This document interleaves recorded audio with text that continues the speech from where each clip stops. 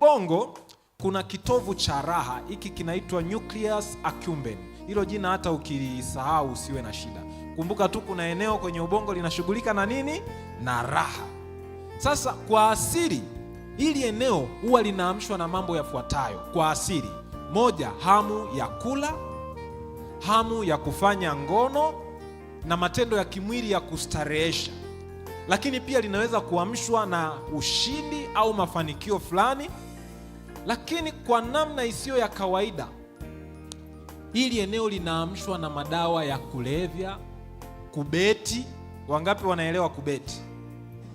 Ile michezo ya kamari inaamshwa na madawa ya kulevya na kamari. Sasa tofauti na zile mbinu za asili, hii madawa ya kulevya na kubeti huwa yanatengeneza njia ya mkato ya kufikia kwenye raha. Ukiangalia Mungu alivyoumba hivi vitu, vingine havipatikani kwa haraka haraka.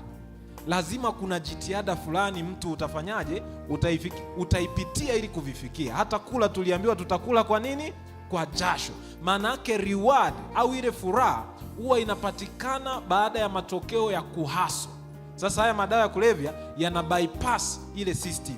Sasa unapo bypass hii system, badala ya kumfanya mtu kuwa na hali ya kawaida, unaanza kumharibu.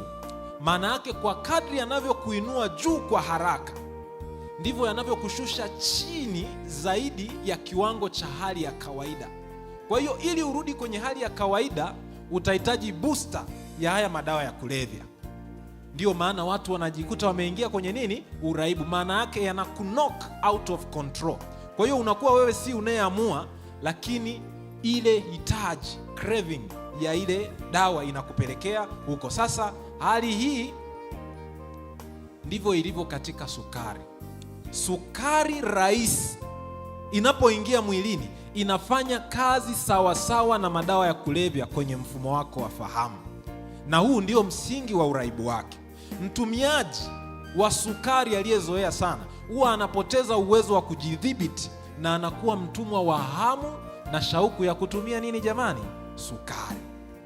Sasa sukari rahisi imezagaa sana katika ulimwengu wetu wa leo. Food market, soko la vyakula limejaa sana na sukari rahisi. Mkate mweupe, keki, biskuti, hata tomato sauce zinawekewa sukari, ice cream, chocolate, soda, energy drink, jam, unga wa sembe, wali mweupe. Hivi ni vyakula ambavyo nimejaribu kuvipangilia hapo. Hivi ni vyakula ambavyo vina sukari yake ni rahisi, na inapoingia kwenye mwili inapatikana kwa haraka na kupandisha kile kiwango kikubwa cha sukari kwenye nini? Kwenye mwili. Na inakuwa mbaya inapokuwa katika mfumo wa kimiminika, kwa sababu mwili unakuwa hauna kazi angalau ya kumeng'enya, ili angalau kuwe na muda halafu iende taratibu. Ikiingia katika mfumo wa kimiminika inazama yote kama ilivyo. Sasa hatari zaidi ni ipi? Kuna watu wanaenda chuoni kusomea food engineering. Lengo ni nini? Wana test ladha kwenye maabara na response ya mwili wa mwanadamu. Ule mchanganyiko unaoweza kuamsha kiwango kikubwa cha dopamine, maana hizi zote ni homoni na zinaweza zikapimwa. Hiyo ndio inakuwa approved kwa ajili ya nini? Kwa ajili ya soko. Ndio maana hata unaambiwa kuna soda zilipitia majaribio kadhaa, kwa sababu inatafutwa ladha